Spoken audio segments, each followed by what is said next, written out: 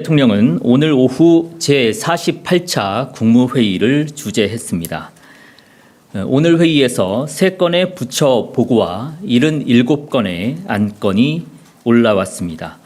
먼저 대통령 공개 발언의 주요 메시지를 짚어보고 비공개 회의의 주요 내용을 설명드리도록 하겠습니다. 오늘 이재명 대통령의 공개 발언에서 주목해야 할 지점은 2가지로 압축할 수 있습니다. 먼저 이 대통령은 국회와 정부의 협력을 강조했습니다. 여기서 말하는 국회는 여야를 모두 아우른 표현입니다. 이재명 대통령은 내년이 국민 체감 변화, 대한민국 대전환의 시작점이 되도록 국회의 초당적 협력을 거듭 요청한다고 말했습니다. 또한 국정감사에서 나온 지적은 대체로 합리성을 가진 것으로 봐야 한다며 여야 구분 없이 최대한 반영하라고 지시했습니다. 국회가 대통령의 협치 의지에 화답해 주길 기대합니다. 또 이재명 대통령은 국민들의 의견을 적극 반영하는 행정 집행을 주문하기도 했습니다. 이 대통령은 행정부가 국민 여론과 다른 공기업 민영화를 일방적으로 추진해 정치 쟁점화가 되는 점을 지적했습니다. 이에 따라 국회 협의, 국민 여론 수렴 과정 등을 제도화해 공공시설 민영화에 대한 국민 우려를 불식시킬 수 있도록 하라고 지시했습니다. 다음으로 비공개 회의의 주요 논의 내용을 말씀드리겠습니다. 먼저 지난 46회 국무회의 때 대통령이 지시했던 28개 부처위원회별 주요 현안에 대한 보고가 이루어졌습니다. 현재 진행되고 있는 부처나 위원회의 주요 업무를 점검한다는 취지였습니다. 이 과정에서 나온 대통령 주요 지시사항을 말씀드리겠습니다. 이재명 대통령은 AI 분야처럼 민간 분야가 감당하기 어려운 초대형 투자가 늘어날 수밖에 없다며 공공투자 섹터를 담당할 정부 투자기관 관련 제도를 검토하라고 지시했습니다.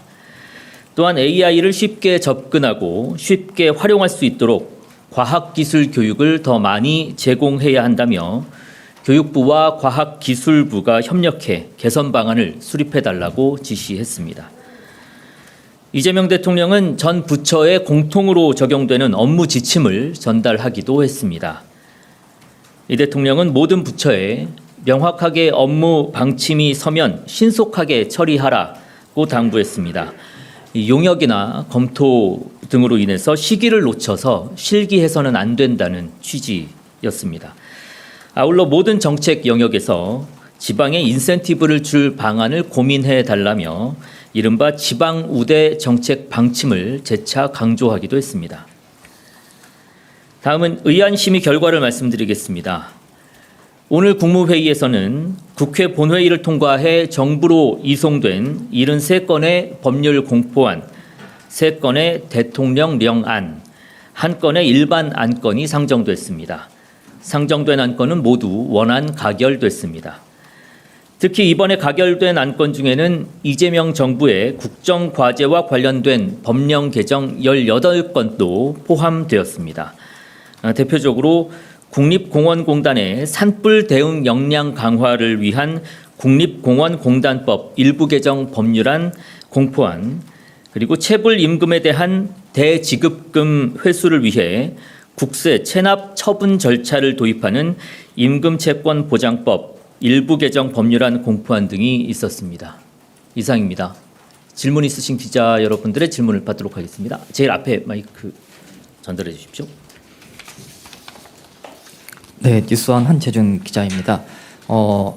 다른 건 아니고 이제 그 대통령께서 오늘 뭐 시정 연설도 그러시고 AI에 대해서 많이 강조를 하셨는데 지난주에 이제 엔비디아가 26만 장의 GPU 공급한다고 했고요. 근데 트럼프 대통령이 이제 최신형 칩은 외국에 넘기지 않겠다고 발언을 했거든요. 근데 이제 정부 발표로는 우리나라가 받기로 한 게 최신형 GPU, 뭐 블랙웰이나 뭐 차기작인 루빈 같은 거를 받기로 한 걸로 추정이 되는데 저희가 이게 26만 장을 받기로 한 게 구속력이 있는지 뭐 차질은 없는 것인지 그에 대해서 또 논의가 됐는지 궁금합니다. 네, 기존에 뭐 발표해 드렸던 바와 같이 26만 장을 확보한 것은 뭐 명백한 사실이고요. 이와 관련해서 AI 3대 강국으로 도약할 수 있는 첫 출발점이 됐다. 그래서 AI의 변방에서 이제 주요 국가로 발돋움했다라는 게 대통령실의 평가입니다. 그 평가에는 변함이 없다라는 말씀으로 대신하겠습니다. 다른 질문 있으실까요? 예, 앞쪽으로 마이크 전달해 주시죠. 예, 안녕하세요. 매일경제 성순입니다. 그 대통령님께서 모두 발언 이후에 이제 총리님 발언하는 도중에 그 공기업 민영화 말씀을 좀 주시면서 어제 이제 문체부 발로 나왔었던 그 지시 취지를 좀 설명을 해주셨거든요. 그래서 좀 비공개 회의에서 좀 더 그 내용이 좀 다뤄진 게 있는지 아니면 뭐 그게 없더라도 좀 대변인께서 대통령님께서 이 공기업 민영화에 대해서 좀 지적하신 취지를 좀 더 구체적으로 자세하게 설명해 줄 수 있는지 여쭙고 싶습니다. 네, 뭐 관련된 내용들은 이제 어제 저희가 그 말씀을 드렸듯이 이 공기업 민영화와 관련된 부분들에 대한 공지는 드렸고요. 추가적으로는 기획재정부에서 관련된 내용들을 담당을 하고 있습니다. 대통령실에서 답변 드리는 것보다는 기획재정부를 통해서 정확히 어떤 부분에 대한 그 헐값 매각이 이루어졌는지 그리고 그에 대한 대책은 무엇인지 또한 공기업 민영화에 대한 기재부의 방침 무엇인지 확인을 해주시는 것으로 대신하면 좋겠습니다. 이 대통령실과 정부에서 처리해야 될 것들이 조금 업무들이 달라서 지금 주신 질문은 기획재정부에서 답변 드리는 게 조금 더 정확하고 구체적으로 답변 드릴 수 있을 것 같습니다. 양해 부탁드립니다. 또 질문 있으실까요? 예. 네, CBS 비주 우영준입니다. 아까 대통령께서 공공투자기관 관련제도 지시하셨다고 하시는데 구체적으로 언급하신 내용들이 뭐가 있는지 궁금하고요. 관련해서 관련 부처가 또 보고가 이루어지는지도 궁금합니다.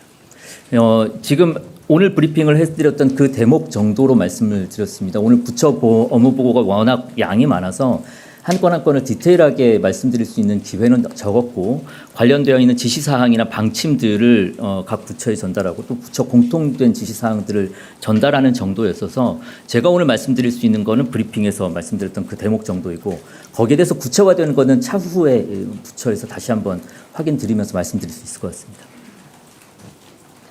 네. 예, 저 한국일보 이성택입니다. 그 박지원 의원이 그 김영남 전 북한 최고인민회의 상임위원장 그 사망과 관련해 가지고 그 자신이 대북 특사로 가고 싶다라고 자청을 했는데 뭐 박지원 의원이든 아니면 다른 누구라도 북한에 이번에 그 사망권 관련해서 누군가 보낼 계획 있으신지 하나 궁금하고요. 또 하나 그 시진핑 국가주석 그 엊그저께 한중 정상회담 했을 때 이재명 대통령을 방중으로 초청한 시점이 뭐 4월이다 이런 보도가 있는데 그것도 확인 가능하면은 확인을 해주시면 감사하겠습니다. 뭐 회담 중에 있었던 발언들을 바로 다 말씀드리는 거는 이 외교상 좀 어렵다는 말씀, 양해의 말씀을 좀 드리고요.